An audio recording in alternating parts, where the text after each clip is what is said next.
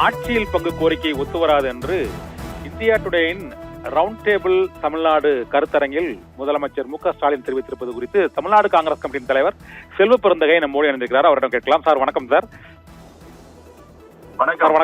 வணக்கம். தமிழகத்தில் இந்த கூட்டணி ஆட்சி மற்றும் ஆட்சியில் பங்கு என்ற கோரிக்கை ஒத்துவராது என்று முதலமைச்சர் கூறியிருக்கிறார். உங்களுடைய கருத்து என்ன சார்? ஒவ்வொரு கட்சிக்கும் ஒரு கருத்து இருக்கு, ஒரு பார்வை இருக்கு. அந்த அடிப்படையில எங்களுடைய காங்கிரஸ் கட்சி இந்த கோரிக்கையை வச்சிருக்கு. ஏற்றுக்கொள்வதும் அன்பு முதலமைச்சர் கையில தான் இருக்கு.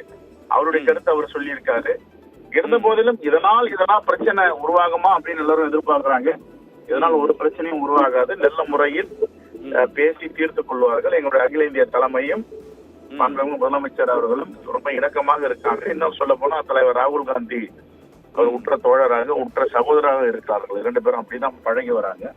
அந்த அடிப்படையில எந்த பிரச்சனை, ஒவ்வொருத்தருடைய கருத்து, எங்க கருத்தை காங்கிரஸ் கட்சியில நாங்க சொல்லியிருக்கோம், அவருடைய கருத்தை அவரு சொல்லியிருக்காரு. நிலைப்பாடு 2 பேரும் சேர்ந்து எடுப்பாங்க. அது நல்ல முடிவா இருக்கும். இன்னொன்னு இந்த கூட்டணியை உடைக்க சதி செய்கிறார்கள். இந்த கூட்டணியை உடைக்க சில சக்திகள் வந்து சதி செய்கின்றன அப்படின்னு முதலமைச்சர் கூறுறாரு. அந்த திமுக காங்கிரஸ் கூட்டணியை உடைக்க அந்த முயற்சி செய்யும் சக்திகளா முதலமைச்சர் குறிப்பிடுவது யார சார்? உண்மைதான், நானும் உடன்படுறேன். அன்பு முதலமைச்சர் என்ன சொன்னாரோ அந்த வார்த்தைக்கு நானும் உடன்படுறேன். ஏன்னா இது சில சக்திகள் திமுகவிலிருந்து காங்கிரஸை பிரிக்கலாமா, பிரிச்சா இதனால யார் ஆதாயம் அடைவார்கள், யார் நன்மை அடைவார்கள் ஒரு கணக்கு இருக்கு. அந்த கணக்கு அவர்களுக்கு தெரியும், எங்களுக்கும் தெரியும். ஆகையால் தமிழ்நாட்டு நலனுக்கு அது உகந்தது அல்ல, நல்லதும் கிடையாது. ஆகையால் திராவிட முன்னேற்ற கழகமும் காங்கிரசும் இணைந்து இரட்டை குழல் துப்பாக்கியாக தமிழ்நாட்டில் பல வெற்றிகளை பெற்றிருக்கிறது. தமிழ்நாட்டு மக்களுக்காக போராட்ட கலைஞர்கள் இறங்கியிருக்கிறார். பாஜக நினைக்கும் தமிழ்நாட்டை தாண்டவம் ஆட வேண்டும், தமிழ்நாட்டை சுவாகா செய்ய வேண்டும் என்ற பாஜகவுடைய திட்டத்திற்கு ஒருபோதும் நாங்கள் அனுமதிக்க மாட்டோம். அதற்கு உடன் போகின்ற அதிமுகவும் மற்றும் பல கட்சிகளும் தமிழ்நாட்டு நலனை அடகு வைக்க தயாராகிவிட்டார்கள். அதற்கு அனுமதிப்பது தமிழ்நாட்டுக்கு செய்கின்ற துரோகமாகும். ஆகவே ஒருபோதும் இப்படிப்பட்ட பாசிச சக்திகளை தமிழ்நாட்டில் வளர்வதற்கு நாங்கள் உறுதுணையாக இருக்க மாட்டோம்.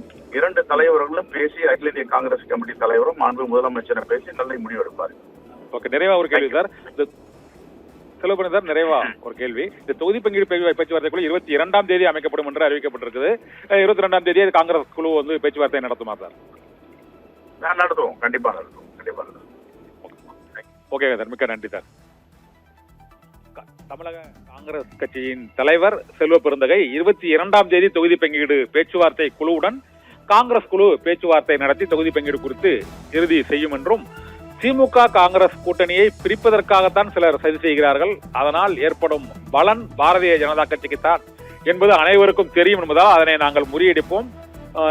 சட்டமன்ற தேர்தலில் 2 கட்சிகளும் இணைந்தே போட்டியிடும் என்றும் கூறியிருக்கிறார். ஆட்சியில் பங்கு என்பது தேசிய அளவில் மாநிலங்களில் காங்கிரஸ் கட்சி ஆட்சியில் பங்கு கட்டு வருகிறது.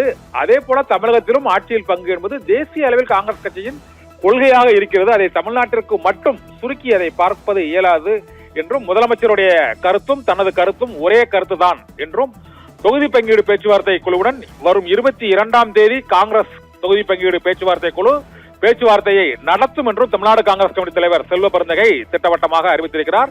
இதனால் திமுக காங்கிரஸ் கூட்டணி இடையே ஒரு முரண்பாடுகள் மற்றும் கருத்து வேறுபாடுகள் இருக்கிறது என்பதற்கு முதலமைச்சரின் பேட்டியும் முற்றுப்புள்ளி வைத்திருக்கிறது.